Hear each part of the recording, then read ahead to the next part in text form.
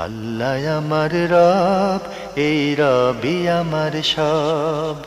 দামে দামে তন মনে তারি অনুভব। তোমার দুনিয়াতে আমি যেদিকে তাকাই, অথই নিয়ামতে ডুবে আছি সবাই।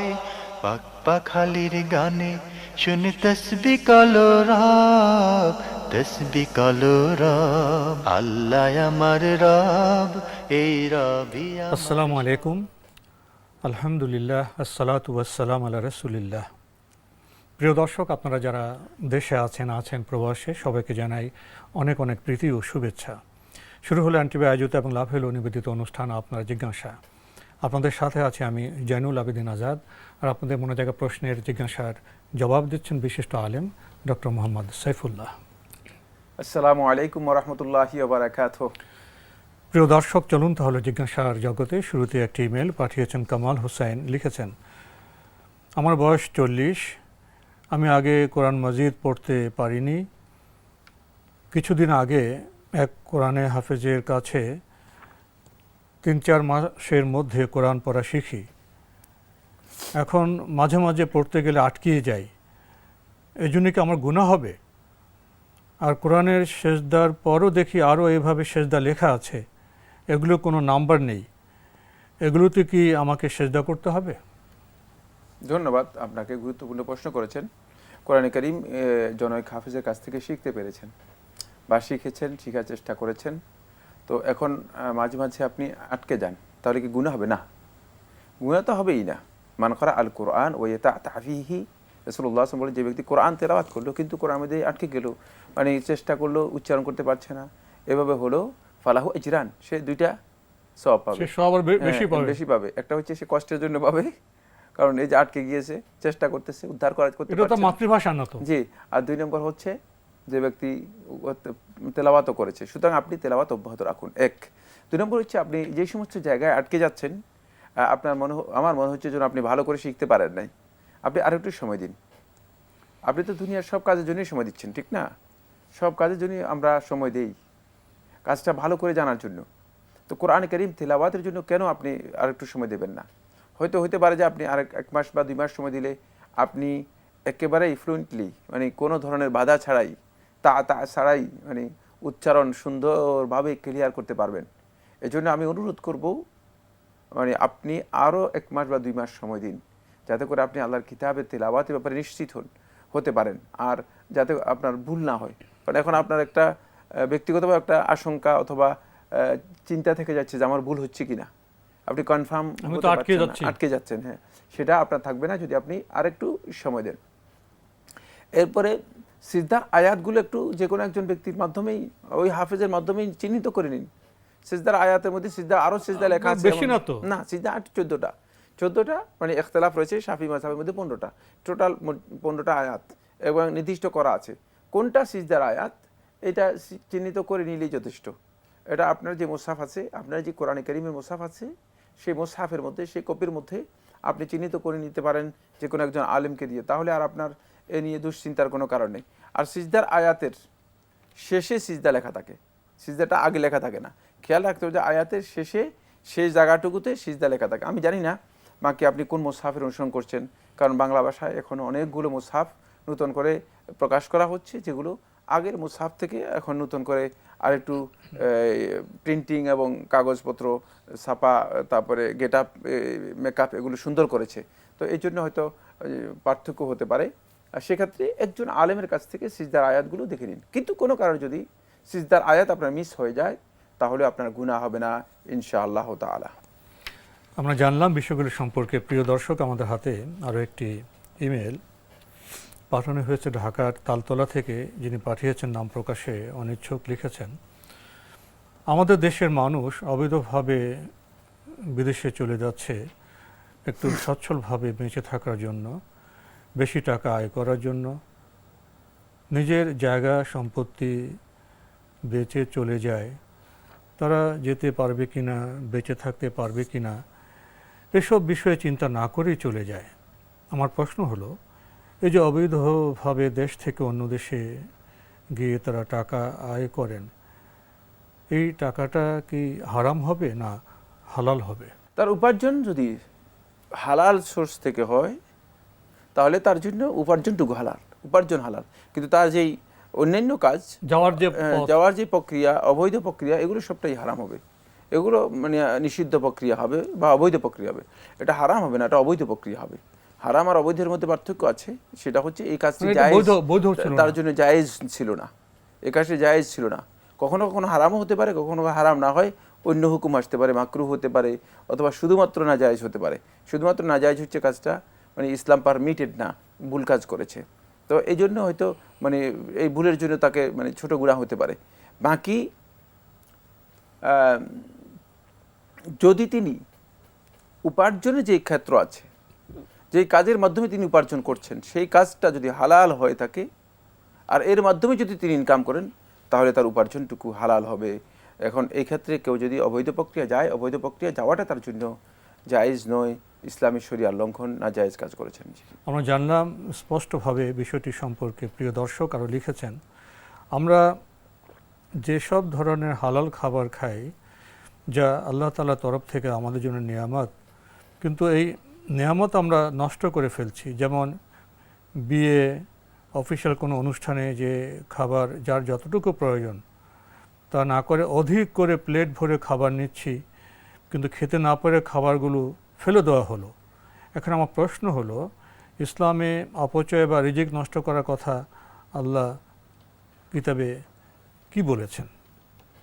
সুবহানাল্লাহ, এটা তো একেবারে প্রকাশ্য প্রশ্ন যে আল্লাহ তাআলা কি বলেছেন। মানে আল্লাহ রাব্বুল আলামিন বলেছেন যে খুলু ওয়াশরাবু, তোমরা খাও পান করো, ওয়ালা তুসরিফু, তোমরা অপচয় করো না। ইন্নাল্লাহা লা ইউহিব্বুল মুসরিফিন, আল্লাহ তাআলা অপচয়কারীদেরকে পছন্দ করেন না। এটা কোরআনের স্পষ্ট বক্তব্য। একেবারে হারাম, আল্লাহ তাআলা এদের পছন্দই করবেন না। তারপরে অন্য আয়াতের মধ্যে আল্লাহ বলে ওয়ালা তুবাদ্দিরু, তোমরা অপচয় করো না, অপব্যবহার করো না। ইন্নাল মুবাদ্দিরিনা মিন ইখওয়ানি শায়াতিন, যারা অপচয় করে, অপব্যবহার করে, তারা শয়তানের ভাই, তারা শয়তানের ভাই। সুতরাং অপচয়, অপব্যবহার, জিনিস নষ্ট করা, এটি একেবারেই গর্হিত কাজ।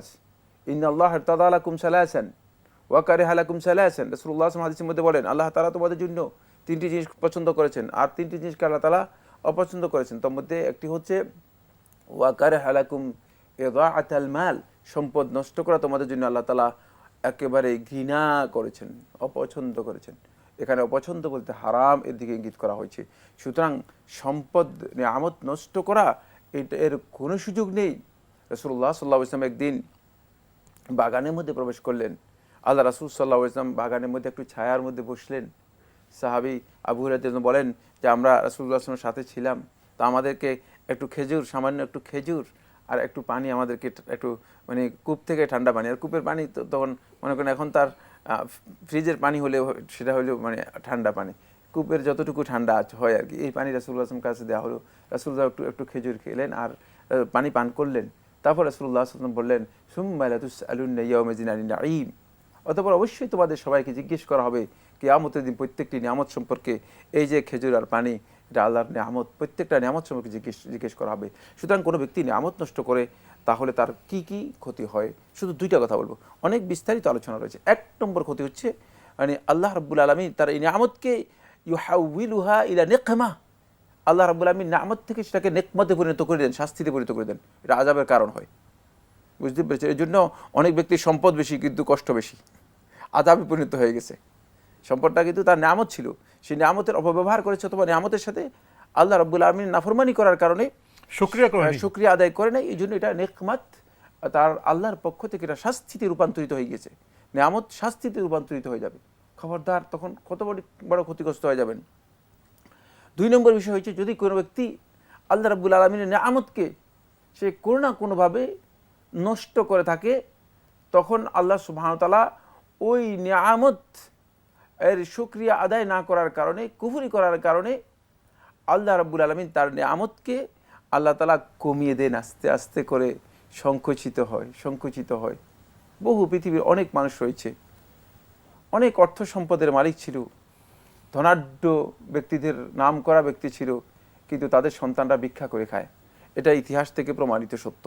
সুতরাং এইভাবে আল্লাহ সুবহানাহু ওয়া তাআলা নিয়ামতকে কি করে দেবেন, আল্লাহ রাব্বুল আমিন কমিয়ে দিবেন, কমে যাবে, আস্তে আস্তে কমে যাবে। হতে পারে যে সন্তান সন্ততি শেষ পর্যন্ত মানে ভিক্ষার ঝুলি নিয়ে নিয়ে ঘুরতে হবে। অথচ যদি এই নিয়ামতের শুকরিয়া আদায় করতো, ওই তার প্রজন্মের পর প্রজন্ম ওই নিয়ামতের মর্যাদাটুকু তাদেরকে আল্লাহ তাআলা বৃদ্ধি করে দিতেন। আল্লাহ তাআলা নিয়ামতগুলো তাদের বৃদ্ধি করে দিতেন। আরও অনেক বিস্তারিত আলোচনা রয়েছে, 2টি পয়েন্ট শুধু বললাম। জি, আমরা খুবই গুরুত্বপূর্ণ বিষয়ে অবগত হলাম প্রিয় দর্শক। আমাদের হাতে আরও একটি ইমেল, এটি পাঠিয়েছেন MS সিকান্দার, লিখেছেন, আমরা সাদ্দাদের বেহেশত বা এরকম একটি বিষয় শুনে আসছি ছোটবেলা থেকে, কিন্তু এ বিষয়ে বিস্তারিত বিবরণ কোনো হাদিস বা কোরআনে পাইনি। আরও শুনেছি যে তার জন্ম হয়েছিল সমুদ্রে, জন্মের পর সে একটি ভাসমান কাঠের উপর রেখে তার মা মারা যায়, সেখান থেকে তার জীবন শুরু। পরে সে আল্লাহর সাথে প্রতিদ্বন্দ্বিতা করে নিজে বেহেশত বানায়, সে তার বেহেশত দেখতে গিয়ে সেখানেই তার মৃত্যু হয়।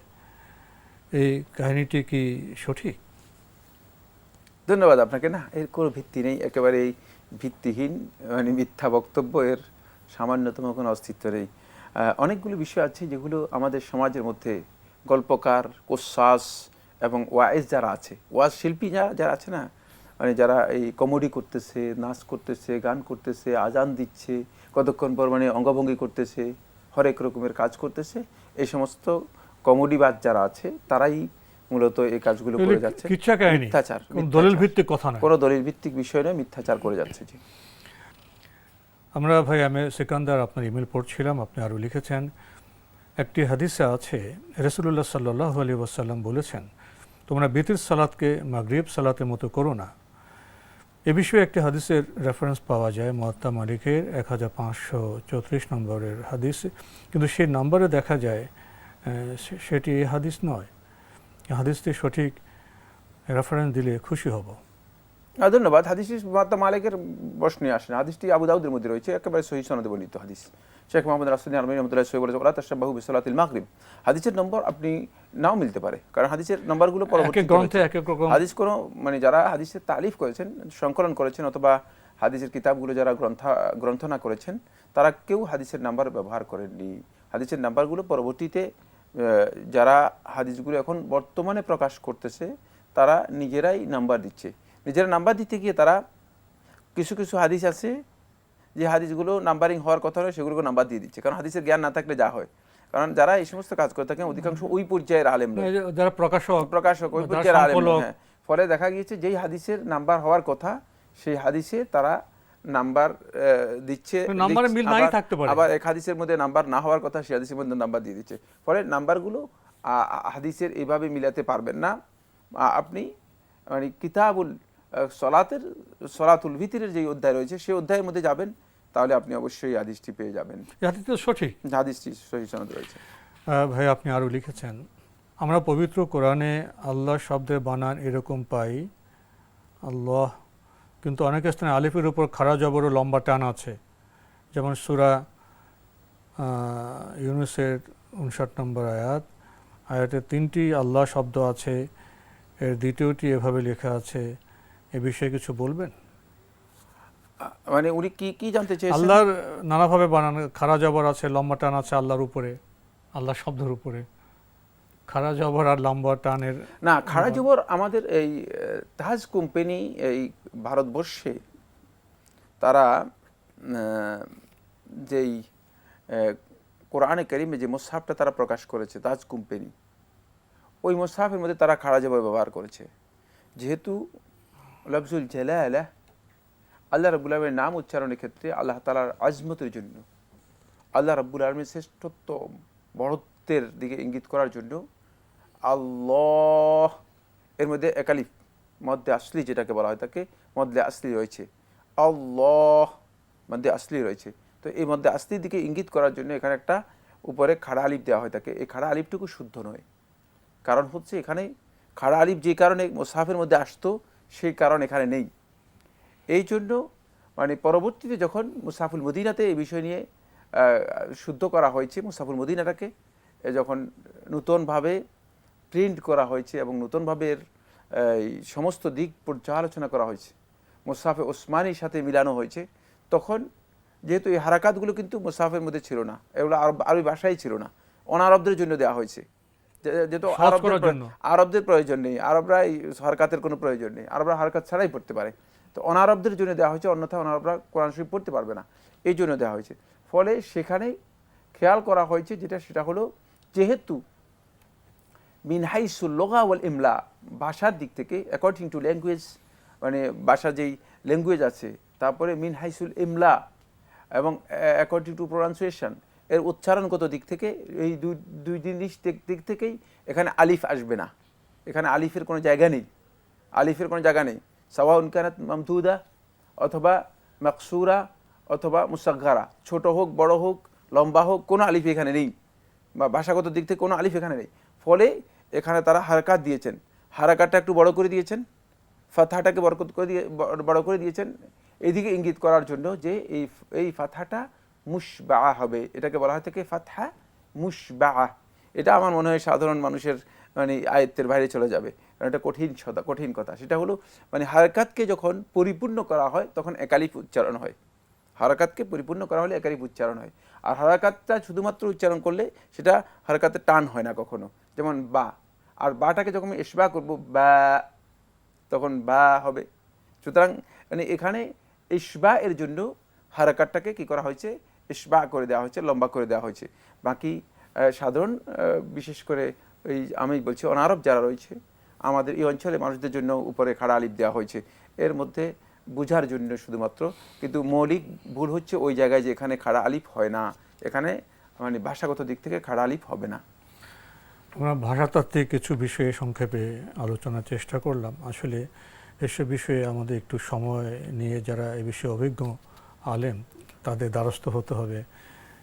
শুদ্ধভাবে আমরা কোরআন পড়ব, সময় বের করবো না, এটা কী করে হয়? প্রিয় দর্শক, আমাদের হাতে একটি ইমেল, এটি পাঠিয়েছেন আলী সালাম, টরন্টো কানাডা থেকে লিখেছেন, Allah will give both of you long life and your team. I have 3 questions. Number 1, my grandparents passed away a long time ago. Every yearly death date, she prays 2 rakat namaz for her parents. Nafil prayers, is it correct or bidah? তার পিতা মাতার যে আপনার বার্ষিক যে মৃত্যু দিবস আসে, সেই দিন সন্তান হিসেবে তিনি 2 রাকাত নফল নামাজ পড়েন মৃত্যু তারিখ পালন করার জন্য, ওদিনকে সামনে রেখে, তাহলে অবশ্যই বেদাত হবে। জি, কোনো সন্দেহ নেই, যেহেতু আপনি তাখসিস করে নিয়েছেন। মানে ইসলামী শরীয়তের মধ্যে কোনো জিনিসকে তাখসিস করা জায়েজ নেই, মানে সুনির্দিষ্ট করে বিধান হিসেবে সুনির্দিষ্ট করে এমনি আপনি নফল নামাজ পড়তে পারতেন, এমনি যে কোনো সময় নফল নামাজ পড়তে দোয়া করতেন, কিন্তু যেহেতু তাখসিস করে নিয়েছেন এই কাজটি আপনার বেদাত হবে, কারণ বেদাত তাখসিস করার অধিকার আপনার নেই। শরীয়ত যে জিনিসকে তাখসিস অথবা তাহদিদ করে নেই, যেটাকে শরীয়ত নির্দিষ্ট করে নেই অথবা সীমাবদ্ধ করে নেই, সেটাকে আপনি নিজের জন্য সীমাবদ্ধ করে নিয়ে বাধ্যতামূলক করে নেওয়া, বিধানে পরিণত করা জায়েজ নেই। ওই পিতামাতা মৃত্যু দিনে নির্দিষ্ট করার কারণে আশা করি পার্থক্যটি বুঝতে পেরেছেন। আরও লিখেছেন, in the Arabic second month, Safar first night, she does 6 rakat nafil prayer, not together, separate 2 rakat 3 times. Is it correct or bidah?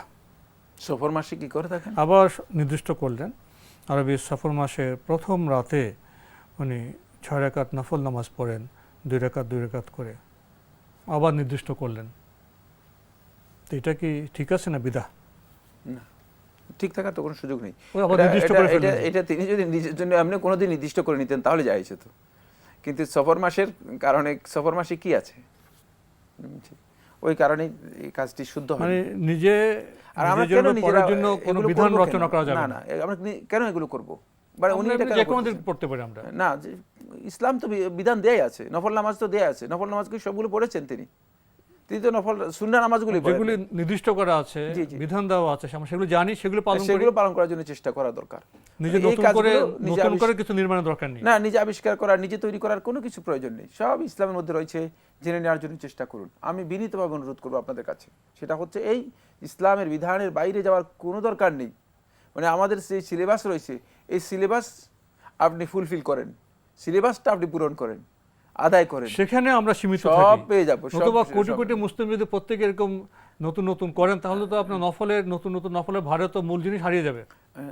মানে যার যেমন ইচ্ছা মতো দিন পালন করার নাম দিন নয়, দিন হচ্ছে অনুসরণ করার নাম, দিন হচ্ছে আমরা অনুসরণ একবার করার নাম। শেষে এসেছি, আরেকটা যদি প্রশ্নে এক বাক্যে জবাব দিতেন। Every Arabic month first night she does 2 রাকাত নফল prayer, is it correct or বিদআ? একই কথা, একই প্রশ্ন, বারবার একই প্রশ্ন করেছেন। নির্দিষ্ট করে আপনি জি, বারবার একই নিজে প্রশ্ন করেছেন। ফরম্যাট তৈরি করবেন, এটা আরো যত করেন প্রত্যেকটা বিদা জি হবে। জি, প্রত্যেকটাই বিদআত। আর যেগুলো নির্দিষ্ট আছে সেগুলো আমরা জানি, সেগুলো আমরা পালন করি। তো আজকে আমাদের এখানে শেষ করতে হচ্ছে। আপনাকে অনেক ধন্যবাদ। আপনাকে অশেষ ধন্যবাদ। প্রিয় দর্শক, আমরা দেখছিলাম এনটিভি আয়োজিত এবং লাভেল নিবেদিত অনুষ্ঠান আপনার জিজ্ঞাসা। আমাদের অনুষ্ঠান আপনারা এনটিভি অনলাইনেও দেখতে পারবেন, ভিজিট করুন www.ntvbd.com। এছাড়া ইউটিউবে এবং ভেরিফাইড ফেসবুক পেজে অনুষ্ঠান দেখতে পারবেন। শেষে যে আমরা ইমেলটি পড়লাম সেখানে অনেকগুলো বিষয় আছে।